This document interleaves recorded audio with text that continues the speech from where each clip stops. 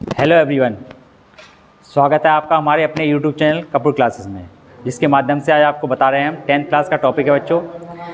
आपका चैप्टर है सेकंड अम्लक्षारवा लवण, जिसमें आपका टॉपिक है बेकिंग सोडा बनाने की विधि। देखिए बच्चों, बेकिंग सोडा को हम दो नामों से भी जानते हैं।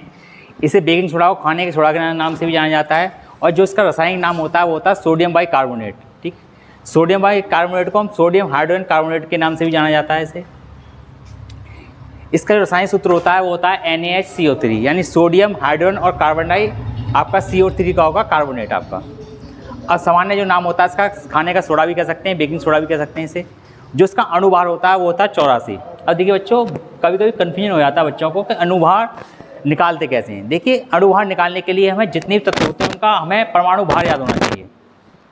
जैसे यहाँ Na है तो सोडियम का परमाणु भार 23 होता है, H है तो उसका कितना होता है 1 होता है, और जो कार्बन है उसका 12 होता है, और आपका O3 है यानी O यानी ऑक्सीजन, ऑक्सीजन का होता है 16 और 3 का इसमें मल्टीप्लाई कर देते हैं।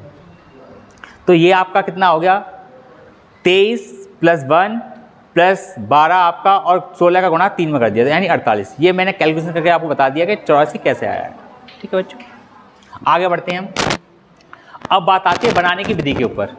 देखिए, बनाने की विधि क्या है। जब हम सोडियम कार्बोनेट को प्रयोगशाला में बनाते हैं तो क्या करते हैं कि संतृप्त विलयन में CO2 गैस प्रवाहित करने पर, यानी सोडियम कार्बोनेट लेंगे यानी Na2CO3 लेंगे, और उसका संतृप्त विलयन में क्या करेंगे CO2 गैस को क्या करेंगे प्रवाहित करेंगे। जब प्रवाहित करते हैं तो हमारे पास क्या प्राप्त होता है आपका खाने का सोडा यानी NaSCO3। समीकरण समझते हैं। हमारे पास क्या सोडियम कार्बोनेट है प्लस CO2 यानी कार्बन डाइऑक्साइड है हमारे पास, और प्लस जल है। जब इसका रिएक्शन होगा तो हमारे पास क्या बनेगा NaHCO3 बनेगा। अब देखिए बच्चों, यहाँ मैंने 2 लगाया। 2 क्यों लगाया है, क्योंकि Na यहाँ कितने 2 हैं। कितने हैं बच्चों, यहाँ Na2 है। अगर मैं इसको मिटा दूँ तो यहाँ जो कैलकुलेशन होगी हमारी गलत हो जाएगी, यानी जो संतुलन है वो बिगड़ जाएगा। तो इसलिए हमने क्या लगा दिया है 2 लगा दिया है। ठीक है, बाकी हमारे पास H भी 2 हैं। भाई देखिए H2 हैं, यहाँ H2 हैं। जब मैंने यहाँ 2 लगा दिया तो इसका मतलब क्या होगा कि H भी 2 हो गए हमारे पास। अब आपका C कितना है, C 1 है। तो C क्या हो गया बच्चों, जब मैंने यहाँ 2 लगा दिया तो C कितने बन जाएंगे आपके पास 2 हो जाएंगे। सो कितने हो जाएंगे 2। ठीक है, अब देखिए, अब आता है इसका भौतिक गुण। भौतिक गुण क्या है, यह सफ़ेद क्रिस्टलीय ठोस पदार्थ होता है, यानी क्रिस्टल का मतलब होता है जैसे चीनी होता है, चीनी टाइप का होता है। ठीक है, अब आता है जल में विलय होता है। देखिए, जो बेकिंग सोडा होता है या खाने सोडा होता है वो जल में विलय होता है। अब आता है इसका नेक्स्ट पॉइंट, आता है रासायनिक गुण। अब आकर रासायनिक गुणों में है अम्लों से क्रिया। देखिए, जब हम बेकिंग सोडा है खाने सोडा की जब अम्लों के साथ क्रिया करते हैं तो क्या बनता है। देखिए, NaOH की अम्लों से क्रिया द्वारा लवण व CO2 का निर्माण होता है, यानी लवण बन सकता है, कोई भी लवण बनेगा आपका, और क्या होगा कार्बन डाइऑक्साइड का निर्माण होगा। तो रिएक्शन क्या है, NaHCO3 प्लस आपका सल्फ्यूरिक अम्ल है। ठीक है, तो सल्फ्यूरिक अम्ल की जब क्रिया कराएंगे सोडियम बाइकार्बोनेट के साथ, सोडियम हाइड्रोजन कार्बोनेट के साथ, तो क्या बनेगा सोडियम सल्फेट बनेगा आपका जल बनेगा, और प्लस क्या बनेगा कार्बन डाइऑक्साइड बनेगा। अब देखिए, बात आती है बच्चों को 2 कैसे लगाया। देखिए 2, ये 2 का बड़ा कन्फ्यूजन रहता है बच्चों में।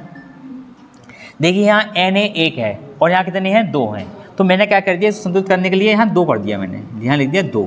जब मैंने 2 यहाँ लिख दिया तो देखिए बच्चों, अब मैं जब 2 यहाँ लिखूंगा तो मेरा जो H है 2, ये हैं 2, 4 H हो जाएंगे। कितने हो जाएंगे 4 H हो जाएंगे।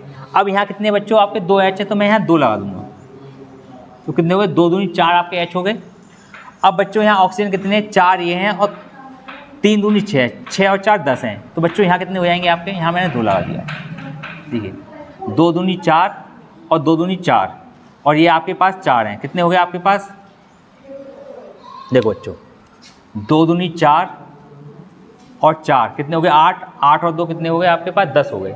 यहाँ भी आपके ऑक्सीजन 10 है और यहाँ भी ऑक्सीजन आपके पास 10 है। ठीक है, तो क्या हो गया आपके पास, अब आपका SO4 है, तो SO4 क्या है सिंगल SO4 है। यहाँ भी SO4 सिंगल है, यहाँ भी, तो यहाँ भी सिंगल हो गया आपका। ठीक है, देखिए ये भी जो विधि होती है जो मैंने यहाँ 2 लिखा है, ये होता है समीकरण संतुलित करना। ठीक है, जो आपके 10th का फर्स्ट चैप्टर में दे रखा है, मैंने वीडियो भी बनाई है, वो आप वॉच कर लें। आप बताया मैंने समीकरण संतुलित कैसे करते हैं। ठीक है बच्चों, अब आता है जल अपघटन। पहला क्या था हमारा अम्लों से क्रिया थी, दूसरा आता है जल अपघटन। जब आप बेकिंग सोडा का जल अपघटन कराते तो क्या बनता है। देखिए, जब NaHCO3 का जल अपघटन होता है तो क्या होता है क्षारीय विलयन का निर्माण होता है। यानी क्षारीय विलयन। देखिए जब विलयन की बात आती है तो किसकी बात आती है, जल की बात आती है, ठीक है। और क्या होता है, क्षारीय प्रकृति का होता है। तो क्या है बच्चों, सोडियम कार्बोनेट है प्लस आपका जल है। देखिए ये जो रिएक्शन का जो सिंबल दे रखा है आपका, आधा एरो नीचे और ऊपर, देखिए इसका मतलब होता है उत्क्रमणीय अभिक्रिया। देखिए उत्क्रमणीय अभिक्रिया क्या होती है, अभिकारक से उत्पाद, उत्पाद से अभिकारक प्राप्त हो जाते हैं, ठीक है। जब हम सोडियम कार्बोनेट प्लस जल की क्रिया कराएंगे तो क्या बनेगा आपके पास, NaOH बनेगा। क्या बनेगा, NaOH, यानी क्या बनेगा, सोडियम हाइड्रोक्साइड बनेगा, ठीक है। सोडियम जो हाइड्रोक्साइड होता है वो आपका क्या होता है, प्रबल क्षारक होता है।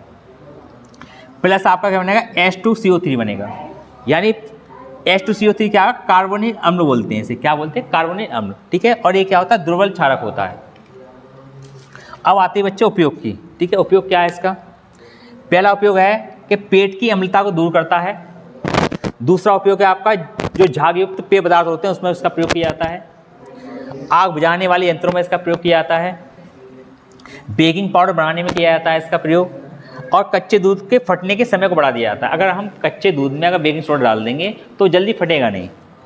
फिर नेक्स्ट है आपका चर्म रोग के निदानों में, यानी चर्म रोग जो होते हैं उसके निदानों में, उसके उपचार में इसका प्रयोग किया जाता है, ठीक है बच्चों। आज के लिए इतना ही, मिलते हैं नेक्स्ट वीडियो में। Thank you for watching.